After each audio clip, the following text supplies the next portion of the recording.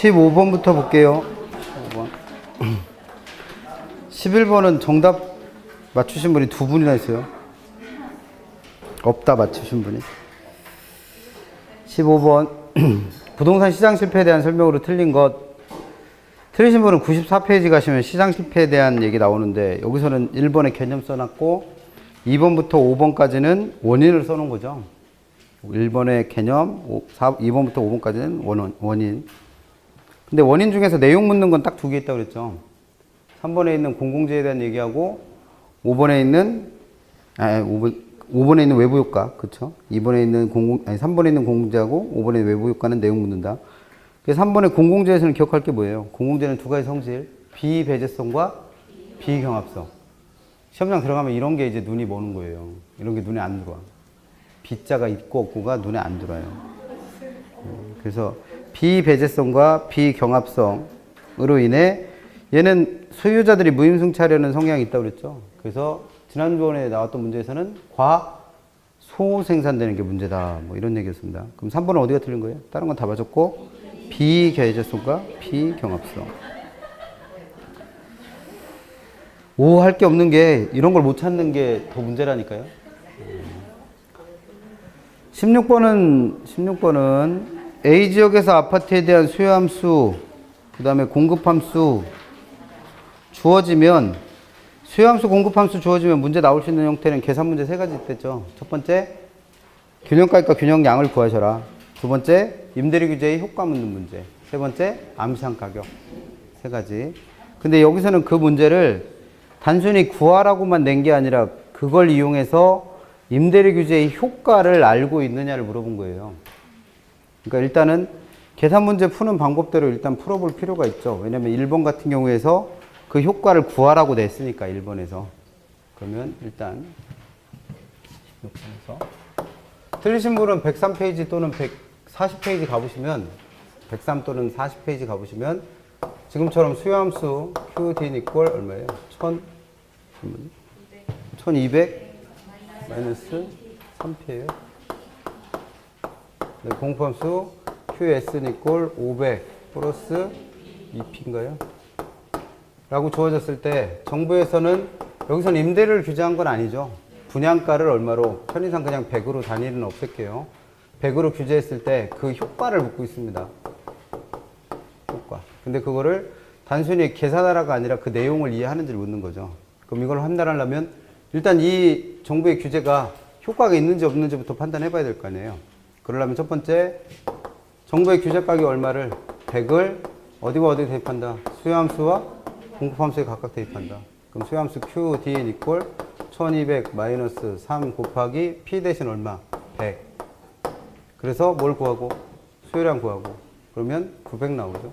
그 다음에 이걸 다시 공급함수 QS는 이퀄 500 플러스 2 곱하기 P 대신 100. 그러면 QS는 얼마 나온다? 700 나오죠. 700. 그러면 이 두 개의 크기를 어떻게 본다? 비교해버렸죠. 그럼 비교해보니까 얘는 기억과 니은 중에 기억의 경우에 해당하죠. 즉 수요량 900개가 공급량 700개보다 더 큰 상태입니다. 그럼 얘가 의미하는 바는 정부의 규제 가격 얼마가 100이 얼마인지는 모르겠지만 균형 가격보다 더 어디에 있다? 밑에 있다는 얘기죠. 그럼 이때는 정책 효과가 발생한다라고 그랬죠. 그래서 그 정책 효과가 뭐냐를 물은 거예요.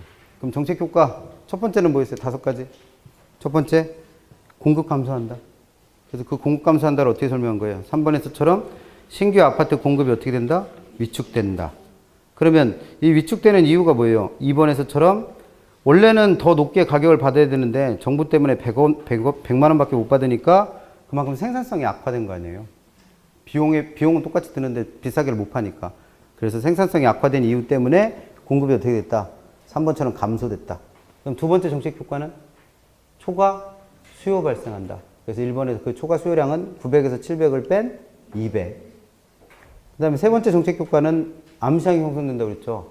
여기서 암시장은 분양가 규제니까 어떤 암시장이 형성되겠어요? 싸게 분양을 받은 걸 다시 어떻게 해요? 비싸게 되파는, 그래서 분양권의 전매가 나타나는 암시장이 형성되겠죠. 그럼 5번에서처럼 실수요자 위주의 시장이 형성된다. 이거 분양권 싸게 분양받아서 비싸게 팔면 돈 벌 수 있으니까 누구 들어요? 투기자들 두겠죠.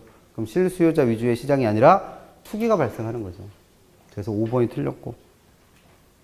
그 다음에 네 번째 정책 효과는 뭐였어요? 질적 수준이 저하된다. 그걸 여기서는 어떻게 표현한 거예요? 4번에서처럼 아파트에 부실 시공이 발생한다. 부실시공. 그리고 다섯 번째, 그래서 저소득층은 직구 구하기가 더 어려워질 수 있다. 그래서 그 정책 효과 내용 아는지 묻는 겁니다. 답은 5번.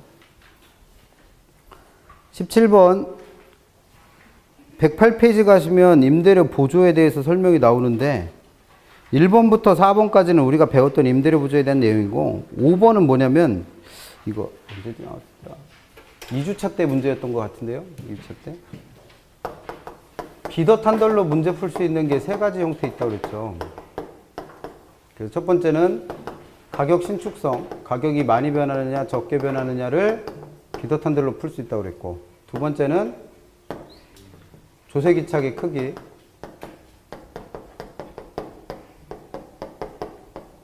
세 번째는 지금 한 임대료 보조의 혜택의 크기.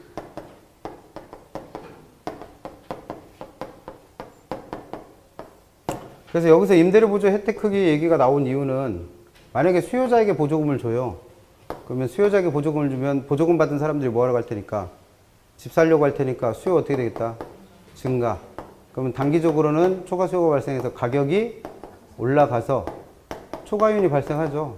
근데 이 초과이윤은 누가 챙겨가는 거예요? 수요자와 공급자 중에. 공급자가 가져가죠, 공급자. 그러면 보조금은 누구한테 줬는데? 수요자한테 줬는데 초과이윤을 얻는 공급자들도 그에 따른 뭘 보는 거예요? 혜택을 보는 거죠. 그럼 이 혜택의 크기는, 초과이윤의 크기는 이 가격이 어떻게 오를수록 많이 오를수록 혜택이 더 커질 테고 적게 오를수록 혜택이 줄어들겠죠. 그러면 얘가 가격이 많이 오르고 적게 오르는 경우는 결국 뭐에 따라 달라지는 거예요? 신축성. 그러니까 비더탄과 연결할 수 있죠. 반대로 공급자한테 보조금을 주면 생산 비용을 어떻게 한다? 낮춘다. 그럼 비용이 낮아지니까 공급은 증가해서 가격은 어떻게 돼요? 하락하죠. 그럼 이 가격이 하락하는 건 공급자 입장의 혜택이다? 공급자는 가격 떨어지는 걸 절대 바라지 않죠. 근데 수요자 입장에서는 가격이 떨어져서 혜택을 보는 거예요. 누구한테 보조금을 줬는데? 공급자한테 보조금을 줬는데. 그러면 이 혜택의 크기는 이 가격이 어떻게 떨어질수록 많이 떨어질수록 혜택이 커지겠고 이 가격이 적게 떨어질수록 혜택이 줄겠죠. 그럼 얘도 가격이 많이 오르느냐 적게 오르느냐를 뭘 갖고 해결하니까 비더탄덜로 해결하니까 이 각각의 혜택은 뭐에 의해서 결정된다? 비더탄덜. 그래서 비탄력적인 애가 혜택을 더 가져가고 탄력적인 애가 혜택을 덜 가져간다를 풀어보셨던 거죠. 그럼 그게 5번이잖아요. 그럼 정부 보조금 지급에 따른 혜택은 공급이 비탄력적이고 수요가 탄력적일수록 그럼 비탄력적인 애가 혜택을 더 가져간다며요. 그럼 여기서는 누가 비탄력적인 애예요? 공급. 그럼 공급자인 누가? 임대인한테 더 많은 혜택은 돌아가겠죠. 그 답은 그래서 5번입니다. 그 다음에 1번은 지금 똑같이 수요자한테도 보조금을 줬고 공급자한테도 보조금을 줬는데 수요자한테 주니까 가격은 어떻게 돼요? 오르고 공급자한테 줬더니 내리고 그러면 얘는 지금 수요자한테 보조금을 주는 것보다는 누구한테 보조금을 주는 게 공급자한테 보조금을 주는 게 가격 안정에서는 훨씬 유리할 수 있다는 거죠. 그게 1번. 그 다음 2번 일정 수준 이하의 저소득층한테 보조금을 줬어요. 그럼 이걸 무슨 보조? 수요 측 보조. 그 다음에 3번과 4번은 수요 측 보조의 방식에 두 가지 있었죠. 가격 보조 또는 집세 보조라는 애와 소득 보조 또는 현금 보조라 부르는 애. 근데 가격 보조 또는 집세 보조라 부르는 건 집세의 일부를 대신 내주는 거니까 뭘 떨어뜨린다고 그래서 상대 가격을 떨어뜨린다고 그래서 가격 보조 또는 집세 보조라 부른다고 그랬고 그다음에 현금 보조 또는 소득 보조라 부르는 건 현금을 직접 지급한 거잖아요. 그래서 현금 보조. 그럼 현금을 받는 만큼 뭐가 늘어나니까 실질 소득이 늘어나는 효과를 가져오니까 이걸 소득 보조라 부르는 거죠. 그러면 3번에서처럼 가격 보조는 상대 가격을 하락시키는 효과를 갖고 있고 그래서 이거를 2주차 때 했나? 전에 풀었던 문제에서는 그래서 임대료 보조의 효과를 뭐함으로 설명할 수 있다. 상대 가격의 변화 또는 실질 소득의 변화로 수요량 변화를 설명하는 대체 효과 또는 소득 효과로 설명할 수도 있다. 뭐 이런 지문이 그래서 나온 거랬고. 그 다음 4번. 가격 보조 방식에 비해 현금 보조 방식은 현금을 직접 받았으니까 이거 가지고 뭐 하러 갈 수 있어요? 고기고 먹으러 갈 수 있죠.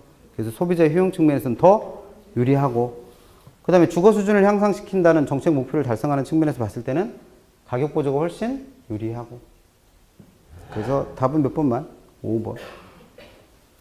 18번은 거의 다 맞으셨는데 이걸 왜 갖고 왔냐면 중간에 2주차 문제 풀다가 모의고사 보실 때 물어봤던 문제하고 다른 게 있었잖아요. 조세간면의 효과. 그래서 그 조세간면의 효과에 대해서 문제를 냈던 기출문제를 그대로 한번 풀어보시라고 갖고 온 거예요. 뭐 제가 맥날 얘기를 해봐야 문제를 한번 풀어보시는 게 훨씬 더 유리하니까. 그래서 18번은 그 7회 때 보셨던 모의고사의 내용이 18번의 문제 제목하고 똑같잖아요. 그래서 주택조세를 감면할 때 나타날 긍정적 또는 부정적 작용을 설명하였다. 틀린 것. 이게 기출문제 그대로예요. 그럼 1번에서 주택 수요의 소득 탄력성이 0보다 클 때, 그럼 소득 탄력성이 0보다 큰 걸 우리는 무슨 제어라 부른다? 정상제. 정상제. 그럼 정상제일 때 주택 조세를 감면해주면 수요자 입장에서는 세금을 덜 내도 되니까 나의 실질 소득이 늘어나는 효과를 가져온단 말이에요. 그럼 얘가 정상제니까 수요 어떻게 되겠어요? 늘어나는데 누구라면? 고소득층이라면 소득이 많은 사람들이니까 더 규모가 크고 질이 좋은 주택을 구입하겠죠. 누가? 고소득층이. 그래서 얘는 고소득층의 수요가 어떻게 될 수 있다? 늘어날 수 있다는 걸 설명한 거고. 그 다음에 2번. 주택조세를 감면하면 다른 데 투자하는 것보다는 세금 안 내도 되니까 여기서 얻는 수익을 그대로 가져갈 거 아니에요. 그래서 주택 부분 투자가 어떻게 될 수 있다? 증가. 그럼 다른 부분 투자는 감소하니까 얘도 결국 무슨 얘기예요? 조세 감면은 수요를 증가시킨다. 3번. 주택조세 감면은 자가 소유를 촉진하는 효과도 있다. 전세 사르나 집을 새로 사나 세금 낼 건 똑같이 없죠. 그럼 2년마다 이사 다니는 게 귀찮으신 분은 이제 뭐 사기 시작하겠어? 집 사기 시작하겠죠. 그래서 수요 증가한다는 걸 다 똑같이 표현한 거예요. 근데 4번 보시면 이렇게 주택조세의 감면은 2번이나 3번, 1번, 2번, 3번에서 설명한 대로 주택 수요를 어떻게 해요? 증가시켜요. 그럼 수요가 늘어난 만큼 뭐가 오르겠다? 가격이 오르겠죠. 그러면 저소득층은 집 구하기가 더 어려워지는 거예요. 누구는? 저소득층은. 그러면 1번에서는 왜 콕 집어서 고소득층이라고 설명을 했고 왜 4번에서는 콕 집어서 저소득층이라고 설명을 했겠어요? 고소득층들한테 뭐가 돌아가지만 혜택이 돌아가지만 저소득층은 오히려 피해를 볼 수 있다는 거죠. 그럼 이런 소득 수준에 따라서 일부만 혜택을 보고 일부를 혜택 보지 못하는 건 소득의 불공평성이 생긴 거죠. 소득 분배의 형평성이 침해된 거예요. 그럼 5번에서처럼 이렇게 소득 분배의 형평성을 침해하는 제도가 뭐니까 조세 감면이니까 얘는 소득을 재분배하는 효과라는 게 없다라는 거죠. 그래서 왜 7회 때 문제에서는 정모의고사 보셨던 7회 때 문제에서는 똑같은 문제 내시면서 5번에다 뭐라 써놨어요? 주택 조세 감면은 소득을 재분배하는 효과가 있다라고 해서 맞는 지문으로 했잖아요. 그게 지나치게 자의적인 해석이라고요. 이게 이제 실제로 나왔던 기출문제고 이 문제를 변형해서 내신 건데 이 문제를 출제한 출제자의 의도를 보면 1번에서는 고소득층이 혜택을 본다는 걸 설명해 놓고 4번에서는 저소득층은 오히려 피해를 본다는 걸 설명했다는 의미는 뭐예요? 고소득층과 저소득층 간의 소득의 불공평성을 가져온다는 거예요. 소득 분배를 침해하는 겁니다. 그럼 얘는 분배, 소득 재분배 효과라는 건 있다 없다? 없다라고 알고 계시라는 거예요. 그래서 문제 하나가 잘못 나면 그동안 배운 게 혼란이 와요. 그래서 그때 정답을 2개로 만들어 드렸었잖아요. 정모의고사 자체를. 그래서 답은 5번이고, 그러니까 기출문제에서 이렇게 나온 적이 있으니까 어떻게 기억하고 해서 들어가시면 돼요. 조세 감면은 소득 재분배 효과 있다 없다? 없다라고 알고 가시면 됩니다. 그래서 여기까지가 이제 정책론 문제였고, 19번은 거의 다 맞으셨는데, 다음은 위험에 대한 설명이다. 맞는 거 찾으래요. 틀리신 분은 요약집 119페이지 가시면, 요약집 119페이지를 가시면 위험의 관리 또는 처리 방법 있죠. 그래서 1번에 위험이 있는 투자를 투자 대상에서 제외시키는 걸 위험의 제거 또는 회피라 부르죠. 그럼 1번은 그래서 틀렸고, 2번 대출자의 변동이자를 적용한 대출 조건은 원래 고정금리 하에서는 대출자가 부담하던 위험을 누구한테? 차입자한테 떠넘기는 형태잖아요. 그럼 얘는 위험의 전가. 3번 위험조정 할인율은 위험의 축소 또는 통제 방법 5가지 중에 하나였고, 개념까지 아시면 더 좋고 안 되면 결론만이라도 기억하시겠죠. 그래서 위험조정 할인율이란 위험 할증률이 반영된 할인율. 그래서 위험조정 할인율을 사용하면 위험이 크면 그에 대한 대가인 위험 할증률이 더 높게 적용되기 때문에 할인율도 같이 어떻게 된다? 커진다. 근데 그 위험조정 할인율로 사용되는 대표적인 애가 누구다? 요구수익률. 그래서 위험이 큰 투자일수록 요구수익률을 상향하는 방법을 위험조정 할인율법이라 부르죠. 그럼 3번은 그래서 그대로 맞는 표현. 4번 투자론에서는 투자자를 위험에 대한 태도 세 가지 중에서 어떤 사람으로 가정한다? 위험 혐오형 또는 위험 회피형으로 가정한다 그랬죠. 근데 이 사람들은 위험을 전혀 감수하지 않고 안전한 곳에만 투자하는 사람을 의미한다?는 아니었죠. 그래서 위험을 전혀 감수하지 않을 때 얻을 수 있는 건 무위험률밖에 없기 때문에 이 사람들도 피할 수 없는 위험이거나 또는 일정한 대가가 주어지는 위험이라면 기꺼이 감수한다라고 그랬죠. 그래서 그것도 때문에 4번이 틀린 거고. 5번 보수적 예측은 기대 수익을 가능한 한 어떻게 잡는 거다? 낮게. 그래서 기대 수익의 최소값, 최대값, 중간값이 있다면 항상 최소값 기준으로 판단하는 걸 보수적 예측이라고 부르죠. 그러면 기대 수익을 높게가 아니라 낮게. 그래서 그 뒤에 기대 수익률은 하향하는 건 맞게. 그래서 1주차 때 문제였던 것 같아요.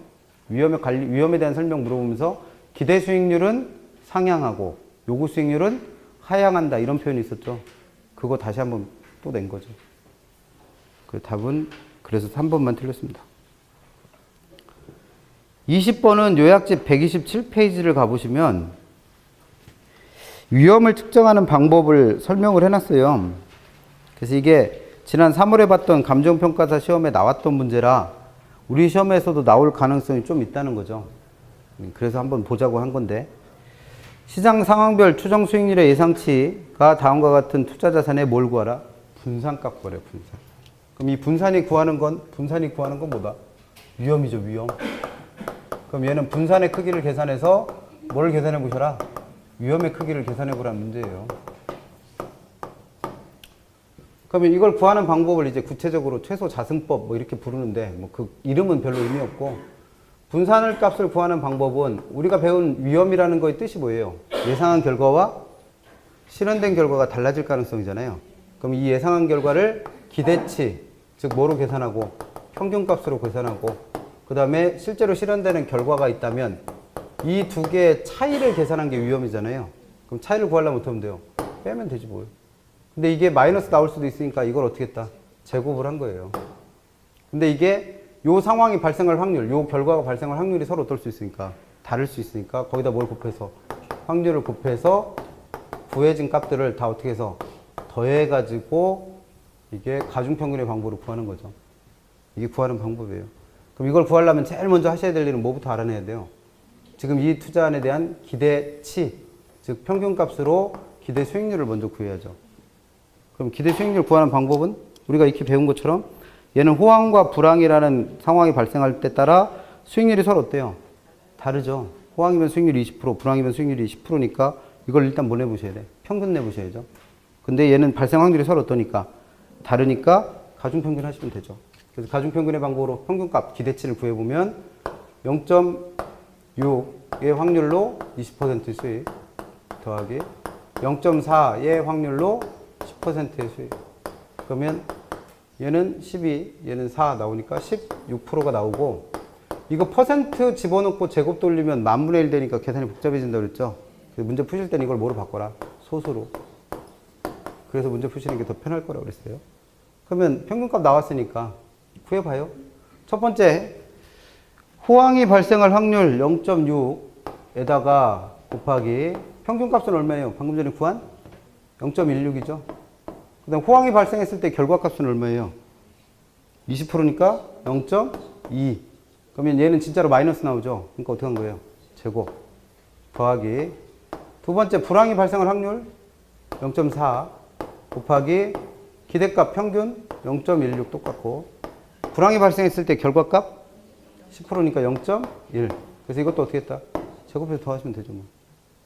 이 식 만들어 놓고 계산만 하면 되죠. 뭘. 그럼 얘는 계산하면 마이너스 0.04가 되죠. 그럼 그걸 제곱 넣으니까 0.000 아니요 0.001 4, 4, 16이니까 16 이렇게 나오는 거죠. 두 개 제곱하면 그럼 거기다 얼마를 곱해야 돼요? 0.6. 그럼 66에 36에다가 6, 1은 6이니까 96 나오고 공이 몇 개가 되는 거예요? 소점 밑에 3개 00 이렇게 되나요? 하나 더 붙어야 되나? 00096 이렇게 될 테고 그럼 이것도 구해보면 이거 두 개 빼면 얼마 나온다? 0.06 나오죠? 그걸 제곱했잖아요. 그럼 0.0036이 나오는 거죠. 그럼 거기다 또 얼마를 곱하는 거예요? 0.4. 그럼 이거 두 개 곱하니까 3, 4, 6, 4, 24. 그 다음에 3, 4, 12 하니까 144. 근데 공 3개 붙어야 되니까 0.00 이렇게 되는 거죠. 이거 두 개 더 하면 되잖아요. 그럼 더해보니까 끝에 얼마? 0. 하나 올라갔죠? 그럼 두 개 더 하니까 4. 그럼 또 하나 올라가죠? 2. 그 다음에 공은 앞에 두 개만 있으니까 0.0024. 그 답은 3번. 감정평가사 시험에 비해서 우리는 숫자만 조금 단순하게 내주겠죠. 근데 나올 수는 있습니다. 참고하시고. 21번. 다음은 위험과 수익의 측정 방법에 대한 설명이다. 틀린 것.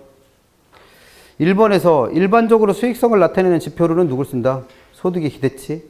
위험은 분산. 그럼 1번은 맞았고. 2번 두 개의 투자 대안의 기대치는 같은데 표준 편차가 다르다. 근데 이 표준 편차도 뭘 측정하는 방법이니까?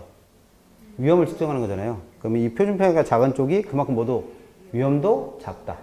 그럼 지금 1, 2번은 하고 싶은 얘기는 뭐예요? 위험을 측정하는 방법에 분산도 있고 뭐도 있고 표준 편차. 또 하나 있는 게 누구예요? 3번에 변이계수.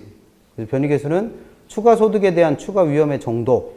그래서 구할 때는 어떻게 구한다? 수익률 당 위험. 그럼 얘는 나타내는 게 위험이다, 수익이다? 위험이랬죠. 그럼 변이계수가 높아지면 그만큼 위험도 높은 거로 봐야죠. 그래서 3번이 틀린 거죠. 4번 두 개의 투자 대안이 기대치가 같으면 기대치가 같다는 건 수익이 똑같다는 거잖아요. 그럼 수익이 똑같은 게 있다면 위험은 어떤 애? 작은 자산을 선택하겠죠. 이걸 우리는 분산의 지배원리라 불렀던 거고. 그 다음에 위험이 같으면 기대치가 큰 투자, 그러면 수익률이 더 높은 걸 선택한 거잖아요. 이걸 평균의 지배원리. 그래서 이걸 합쳐서 뭐라 부른다? 평균 분산의 지배원리. 그래서 5번 이런 평균 분산의 지배원리를 만족하는 투자안들을 효율적인 투자 대안이라 불렀고 또는 효율적 포트폴리오라 불렀고 걔네들의 집합을 연결한 곡선을 두고 뭐라 부르더라? 효율적 전선 또는 효율적 프론티어라 부른 거죠. 그래서 이게 포트폴리오 들어가기 전에 배웠던 뭐 위험과 수익의 관계 뭐 이런 것들 설명해 놓은 거죠. 답은 그래서 3번. 22번은 계산 문제임에도 불구하고 거의 다 맞으셨어요. 80% 정도 정답률 나왔는데. 다음과 같은 현금으로 받는 투자한 A에 뭘 구해보래요? 내부 수익률. 그럼 내부 수익률을 구하는 거는 지난주 문제에도 있었는데 지난주 문제에서는 계산식이 좀 복잡해갖고 틀렸다라고 가정을 하고 이번에는 식을 좀 숫자를 좀 간단하게 드린 거죠. 구하는 방법은 알고 계셔야 되니까. 그래서 얘는 일단 이런 문제가 나오면 뭐는 똑같이 나온다. 그 뒤에 단. 사업기간 1년은 왜 준 거? 평가계수에 들어가는 N값 준 거. 그 다음에 사업 초기 1월 1일에 현금 지출 발생하고 이 말은 초기 현금 지출이라고 되어 있는 10,000원을 뭐로 보셔라? 현재 돈으로 보셔라. 그 다음에 사업 말기 12월 31일에 현금 유입 발생한다. 그럼 얘는 12월 31일에 발생한 말기 현금 유입은 뭐로 봐라? 미래 돈으로 봐있고 이걸 언제 돈으로?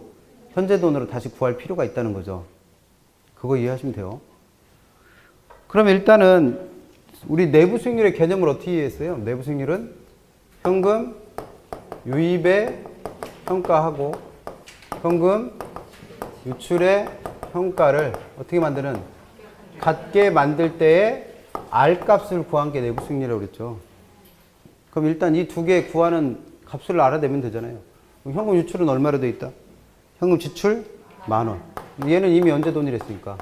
현재 돈. 그럼 얘는 효과계산 별도로 안 해도 되죠? 현금 유입은 얼마다? 12,000원. 근데 얘는 언제 돈이라고 했으니까? 1년 후에 미래 돈이라 했으니까 얘를 현재 가치로 바꿔야죠. 근데 n이 1로 주어지는 이유는 뭐랬어요? 일시불로 보라고. 그럼 일시불의 현가계수는 얼마? 1 플러스 R의 n승 분의 1을 곱하면 되겠죠. 그때 n은 얼마로 주어졌으니까? 1. 그럼 이게 현금 유입의 현가를 구하는 식이고 이게 현금 유출의 현가니까 이 두 개를 어떻게 놓고? 같다고 놓고 이 R값 구하면 된다 그랬죠. 그럼 구하는 방법은 이게 붙어 있으니까 걸그룹잖아요. 얘를 어떻게 해요? 양쪽으로 나눠줘. 이렇게. 그러면 이 두 개를 최대한 똑같이 만들어야 되니까 두 개를 똑같이 만들려면 얘가 1이니까 얘도 얼마로 만들면 돼요? 1로 만들면 되죠. 그럼 만을 1로 만드는 방법은 그냥 만으로 나누면 되죠. 만으로 약분하는 거예요. 그냥 이렇게. 그럼 약분하면 얘는 얼마 된다? 1 플러스 얘는 R분의 1이 되고 얘는 1.2분의 1이 된 거죠. 지난주는 이게 숫자가 이렇게 안 나오고 어떻게 나왔었어요? 위에는 5,000 나왔었고 밑에는 얼마? 5,885 이렇게 나와서 이걸 5,000으로 나눴었잖아요. 그래서 숫자가 복잡해진 거고 오늘은 그냥 약분만 하면 하게 되놨죠. 그래서 그럼 이 두 개가 같으니까 얘도 어떻게 돼요? 같아야겠네. 그럼 R 값은 어떻게 구합니다? 1.2에서 1을 빼면 되니까 0.2가 나오고 이걸 퍼센트로 바꾸면 20% 되는 거죠. 이거는 이제 다 하시는 것 같아요. 정답률이 80% 가까이 나왔다는 건. 23번은 요약집 144페이지를 한번 펴보세요. 144페이지. 144페이지를 가보시면 할인연금수지분석법 내용 맨 끝에 순현가법과 내부승일법을 비교해 놓은 내용이 있어요. 그래서 이걸 왜 비교하냐면 이 세 가지 측면에서 봤을 때, 즉 세 가지 측면이 뭐예요? 첫 번째 144페이지 요약집에 144페이지 가보시면 할인연금수지분석법 내용 맨 끝에 순현가법과 내부승일법 비교해 놓은 거 있고 그 표를 왜 만들었냐면 세 가지 측면에서 봤을 때, 즉 할인율이나 재투자율을 누구를 쓰느냐 또는 이윤 극대화 기준으로 부의 극대화 기준으로 쓸 수 있느냐 또는 비전통적 투자 사업에 적용하느냐 못하느냐 세 가지를 비교해 봤을 때 누가 순현가법이 누구보다는 내부승일법보다는 더 타당성이 높은 투자 대안 분석 방법이라는 거예요. 그래서 그 세 가지 비교하는 게 어떤 거냐를 물은 거죠. 그래서 첫 번째 비교할 게 뭐예요? 순현가법과 내부승일법은 사용하는 뭐가 다르다? 할인율이 다르다는 거예요. 그래서 순현가법에서는 할인율 누구 쓰고 요구수익률, 내부수익률법에서는 내부수익률을 직접 구해서 R값으로 쓰는 거죠. 그럼 1번은 그래서 맞았고 두 번째 비교해 놓은 게 뭐예요? 재투자율. 이거는 문제집 때 나왔었어요. 그래서 그 페이지를 한번 봤었어요. 144페이지를.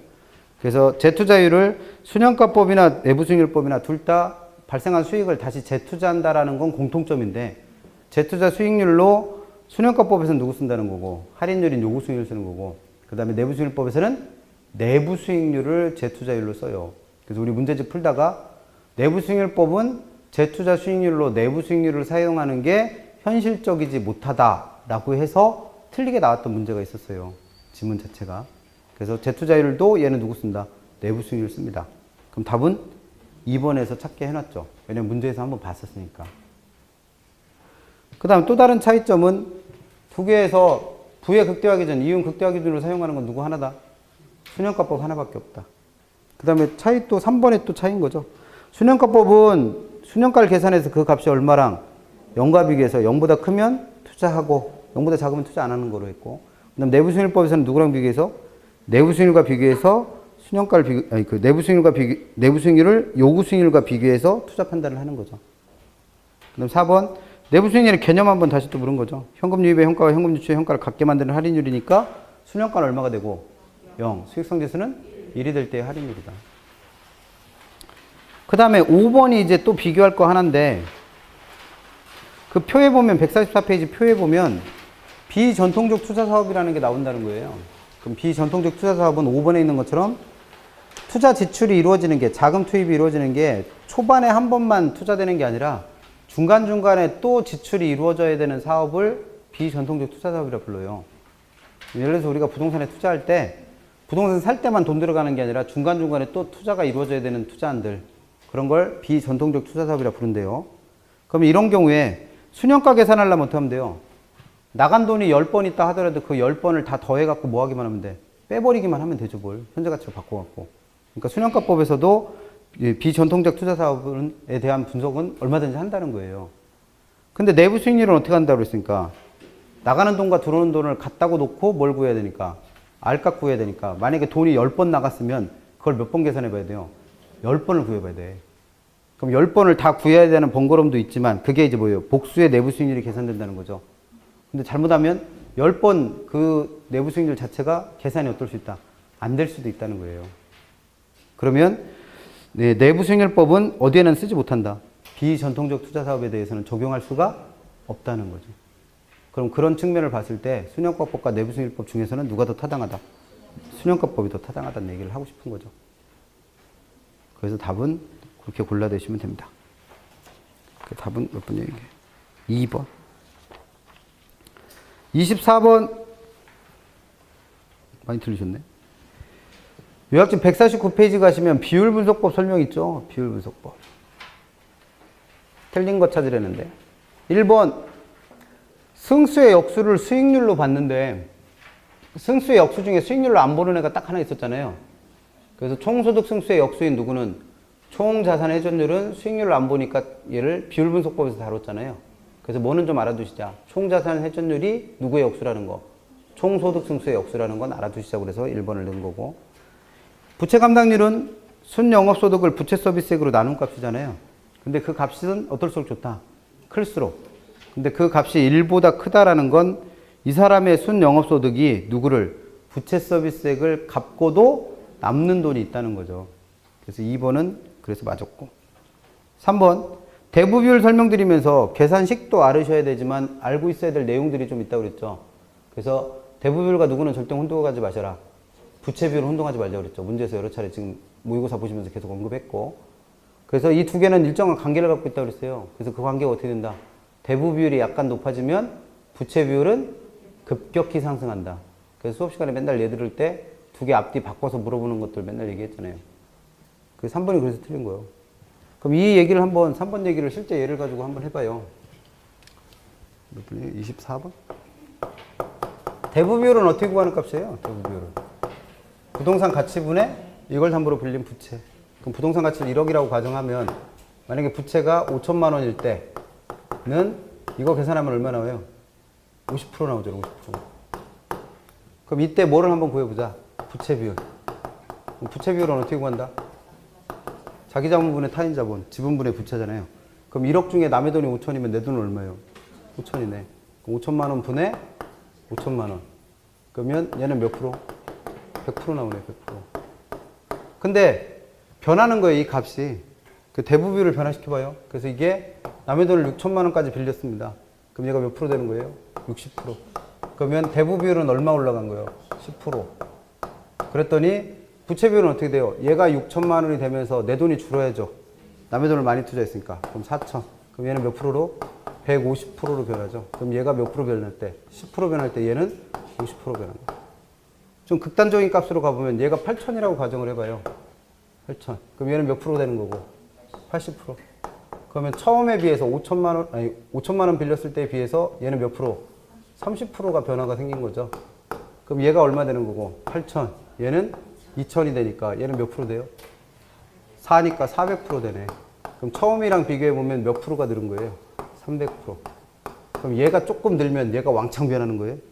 가 아니라 얘가 조금 변하면 얘가 왕창 변하는 거지. 그럼 3번은 뭐가 바뀌었다? 대부 비율과 부채 비율의 위치가 바뀌었다. 4번 순소득 승수 구하는 식 간단하죠. 뭘? 승수 앞에 있는 거 어디로 보내셔라? 밑으로. 그럼 밑으로 들어가는 걸 A에 대한 B로 하면 앞에 A에 대한 앞에 와야죠. 순영업소득에 대한 위에 들어가는 거 누구? 통추자액의 비율. 그럼 4번은 계산식 제대로 됐고. 5번 지분 배당률은 지분자 들어가는 수익률이니까 누구의 역수다? 세전 승수의 역수잖아요. 그럼 구할 때 어떻게 구한다? 지분분의 세전. 그래서 밑에 들어가는 지분 투자액에 대한 위에 들어가는 세전 현금 수지의 비율 이렇게 구하시면 되죠. 그래서 답은 3번. 25번은 제목은 포트폴리오 이론이라고 달아놨지만 묻고 싶은 건 뭐예요? 우리 지난주에 풀었던 거예요, 아마. 부동산 시장의 기능 설명할 때 가격이 형성되는 원리 설명했잖아요. 그래서 뭐 상승하는 매도인의 제한 가격과 하락하는 매수인의 제한 가격이 접점에서 가격이 형성된다. 뭐 이런 문제 있었던 거. 그 틀린 데가 세 군데를 했잖아요. 상승하느냐 아니라 뭐 하락하느냐 아니라 상승. 그리고 접점과 뭐 혼동하지 마시라. 교차점. 그래서 교차하는 건 누가 교차한다고 그랬고 수용성과 공곡선이 교차한다고 그랬고 접하는 건 누구다? 3번에 있는 최적의 포트폴리오를 선택할 때 효율적 프론티어와 무차별 곡선이 뭐한다? 접한다. 접하는 건 뭐예요? 접하는 건 두 개가 이렇게 되는 거 이렇게. 그래서 한 점에서 만나는 게 뭐고 접하는 거고 교차는 뭐예요? 0이랑 철이랑 크로스하는 거. 그래서 답은 몇 번? 그게 3번이죠. 뭐. 26번은 이게 기출문제 한 글자도 안 고쳐서 냈는데 그대로 드린 거예요. 기출문제를.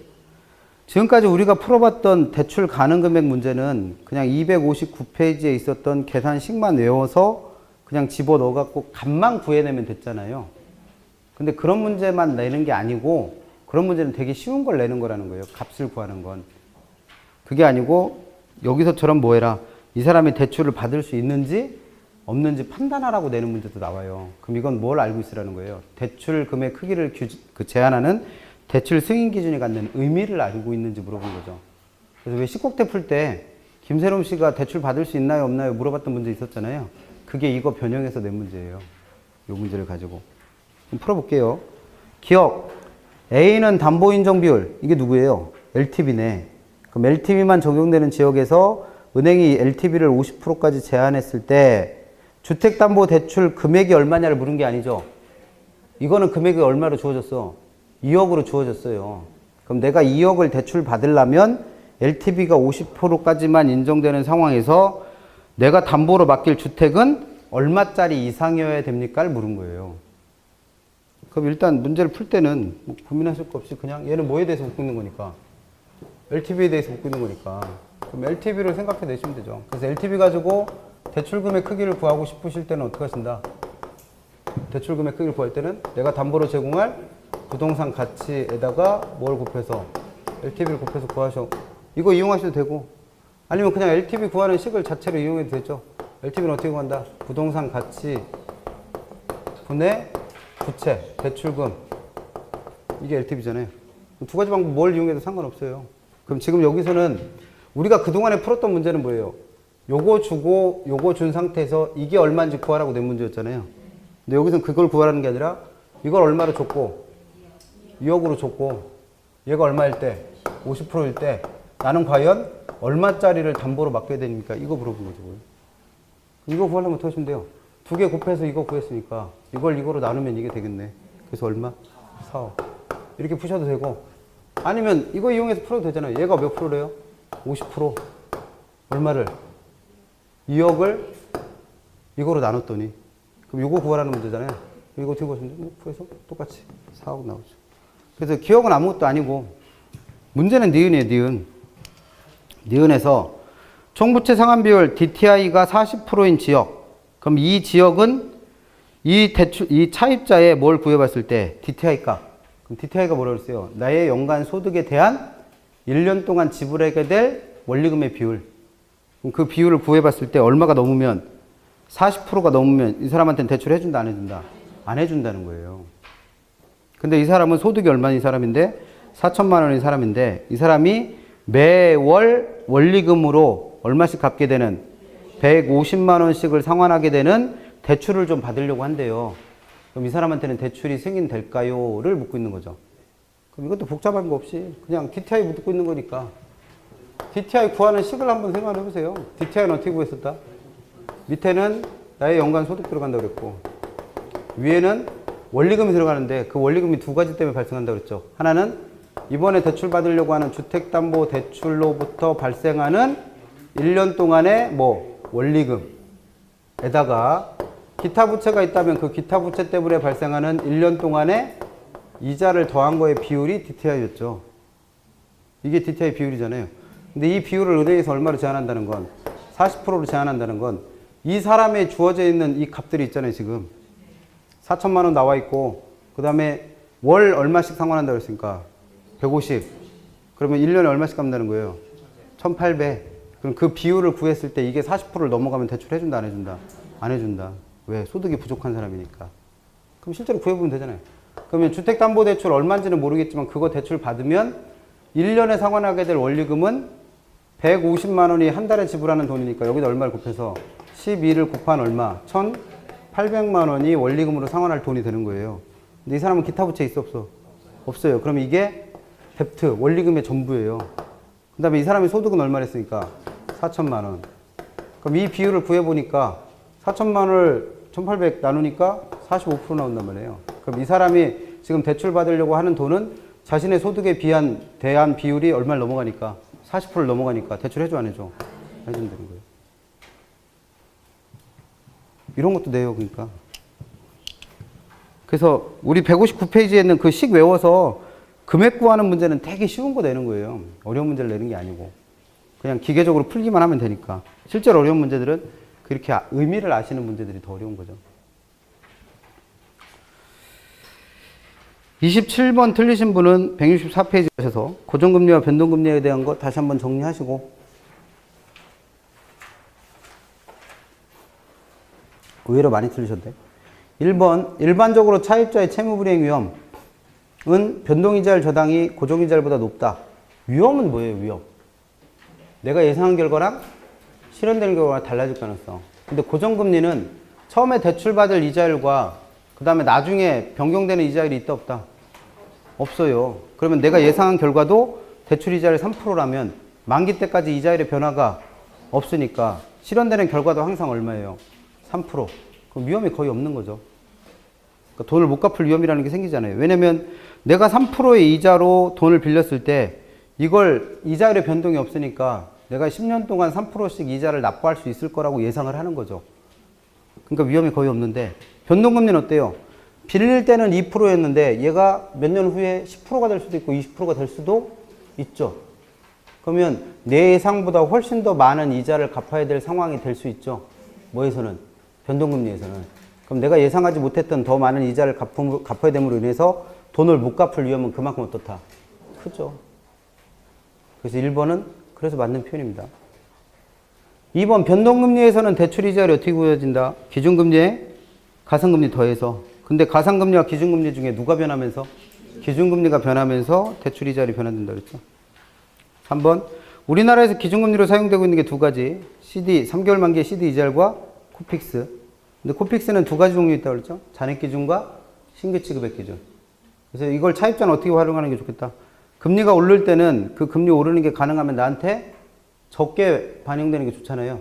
그래서 금리 변동에 민감하지 않은 잔액 기준으로 빌리는 게 차입자한테 유리하다고 그랬고, 반대로 금리가 하락할 때는 그 하락하는 금리가 나한테 바로바로 반영되는 게 좋을 거 아니에요. 그래서 누구를 빌리는 게? 신규 취급으로 빌리는 게 더 타당하다. 그리고 뭐 식국태에서도 설명했던 거고, 정답은 반밖에 못 맞추시고, 그래서 3번이 틀렸습니다. 그 다음에 4번은 변동금리에서 이자율의 조정 주기가 짧으면 대출자가 자신이 부담해야 될 위험을 바로바로 차입자한테 떠넘길 수 있다고 그랬죠. 그래서 대출자는 짧은 조정 주기를 원한다. 뭐 이런 얘기 했던 거고. 그 다음 5번 고정이자율 저당에서 시장이자율보다 저당이자율. 그럼 이 저당이자율이 대출이자율이죠. 그럼 대출이자율이 더 높다면 그럼 이건 우리가 맨날 얘기했던 3번 상황이다. 4번 상황이다. 이게 4번 상황이에요. 4번 상황. 4번 상황이 뭐였어요? 예상보다 인플레가 덜 발생해서 시장이자율이 어떻게 될 때? 낮아질 때. 그럼 시장이자율은 남들한테 적용되는 이자율이고 여기 나와 있는 저당이자율이 내 이자율이잖아요. 그럼 남들 이자율은 다 떨어지고 있는데 누구 이자율만? 내 이자율만 오로지 높은 거예요. 그럼 차입자는 뭐 하고 싶어요? 조기상환 하고 싶네. 만기전 변제 하고 싶은 거죠. 그 답은 그래서 3번. 그래서 맨날 모두 공부하셔야 된다고 했어. 고정금리와 변동금리에서 차입자의 조기상환은 어떨 때 발생하느냐. 그래서 고정금리 하에서 시장이자율이 시장이자율보다 대출이자율이 더 어떨 때? 높을 때. 즉 시장이자율이 더 낮아질 때. 4번 상황에서 조기상환은 발생한다. 답은 3번 틀렸습니다. 28번도 많이 풀어봤죠. 165페이지 가시면 원리금 상환방법에 따른 설명. 그래서 1번하고 2번하고 5번은 우리가 맨날 얘기했던 원금균등이 갖고 있는 5가지 특징. 초반에 돈 제일 많이 갚는 게 누구고? 원금균등. 그래서 차입자가 그만큼 원금 상환하기 부담스러운 것도 원금균등. 그래서 대출자가 원금 회수가 빠른 것도 원금균등. 중도 상환했을 때 융자 잔고가 제일 조금 남는 것도 원금균등. 그래서 전체 기간 동안 이자 누적액 합친 것도 제일 적은 게 원금균등. 제일 많은 건 최증식. 그럼 1번, 2번, 5번은 그거 부른 거잖아요. 그럼 1번에서 최증식은 초반에 원리금 상환 부담이 제일 적죠. 초반에 갚는 돈이 제일 적으니까. 그럼 당연히 누구보다도 원금균등보다도 초기 상환 부담이 제일 적겠죠. 갚는 돈이 제일 적으니까. 그래서 1번은 당연히 맞는 말. 그 다음에 2번 원금균등은 다른 방식에 비해서 초반에 갚는 돈이 제일 많다고 그랬죠. 그럼 당연히 누구보다 원리금 균등보다 초기 원리금 지불액이 많은 거고. 그 다음 5번 최증식은 상환해야 될 융자 원금의 초기익은 동일하더라도 중도 상환했을 때 초반에 갚은 돈이 제일 적죠. 그렇기 때문에 남아있는 돈이 제일 많아요. 그러다 보니까 남아있는 돈에 똑같은 이자를 곱해서 계산하는 이자 누적액을 다 합해봤을 때 그 금액도 제일 많죠. 그럼 5가지 특징 물은 거잖아요. 그냥. 특징. 그 다음에 3번과 4번은 뭐 물은 거? 개념. 그럼 3번에서 원리금 균등 방식에서 매년 똑같은 원리금은 어떻게 구한다? 저당상수 이용해서. 그거 물은 거고. 4번에서 원금 균등은 대출기간 동안 원금 상환액은 균등. 이자는 체감하니까 이 두 개를 합한 원리금은 체감해야죠. 감. 그래서 점차 증가가 아니라 감소. 두 분 틀리셨네요. 아니구나. 10%니까 그러네. 두 분에서 세 분. 29번은, 29번. 이것도 거의 다 맞으셨는데. 틀리셨으면 172페이지 가시면 표 하나 있었잖아요. 표. 172페이지 가시면 29번 표.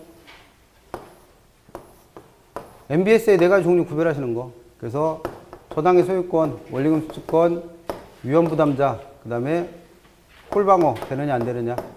네 가지 구별하시는 표 있었죠. 그래서 MPTS, MBB, MPTB, CMO 구별할 때 얘는 그냥 T자 들어가니까 투투투로 기억하시라고 그랬고, 투자자가 위험을 부담해야 되니까 콜방어는 안 된다고 그랬고, MBB는 B자 들어가니까 발발발로 기억하시고, 얘는 발행자가 위험을 부담하니까 투자자는 위험으로부터 벗어날 수 있다고 그래서 콜방어를 할 수 있다고 그랬고, MPTB와 CMO는 얘는 두 개의 성격을 같이 갖고 있으니까 T자랑 B자랑 다 갖고 있다고 그랬잖아요. 그래서 발투투로 기억하시랬고, 두 개의 차이점은 얘는 콜방어 안 되지만 얘는 된다고 그랬죠. 그럼 이 표 외우시면 맞추는 문제가 29번이죠. 그래서 그거로 푸시는 거예요. 그럼 1번에서 MPTS는 지분형 증권이다. 얘가 지분증권인지 부채 채권인지 구별하는 방법은 끝에가 S면 지분, 끝에가 B면 부채. 그 다음에 그럼 거기까지 맞았고, 그럼 이 증권의 수익은 어디서 나오는 거예요?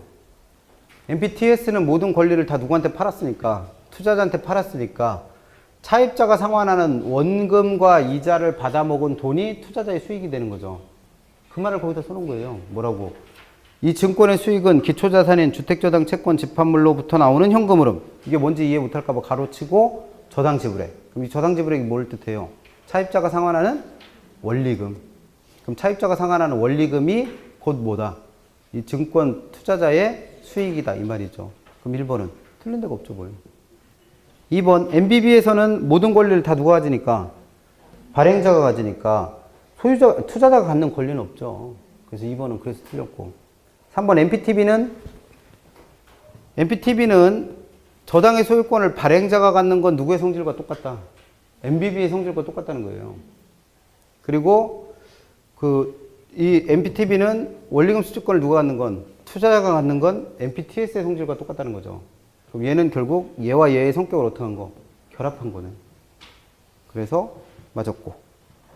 4번 CMO는 아까 MPTB랑 구조가 똑같다고 그랬으니까 저당의 소유권을 누가 갖는다? 발행자가. 그래서 발행자가 주택저당 채권 집합물의 소유권을 가진 채로, 뒤는 개념이죠. 얘를 쪼갠다고 그랬잖아요. 채권의 총 발행액을. 그래서 만기와 이자율이 다른 여러 개의 트렌치로 나눠서 발행하는 증권을 두고 뭐라 그러더라? CMO. 그러면 4번도 맞았네. 5번, 지금같이 이렇게 MBS와 같은 애들을 통틀어서 ABS라 불러요. 자산유동화증권. 그럼 이거는 처음부터 있었던 제도가 아니라 그 뒤에 있는 자산유동화에 관한 법률이 새로 제정이 되면서 이 제도가 도입이 된 거예요. 그래서 10년 조금 넘었습니다. 이거 나온 지. 그래서 답은 2번 보시면 되겠죠. 여기까지 푸시고 30번부터 다시 볼게요. 정말 좋답니다.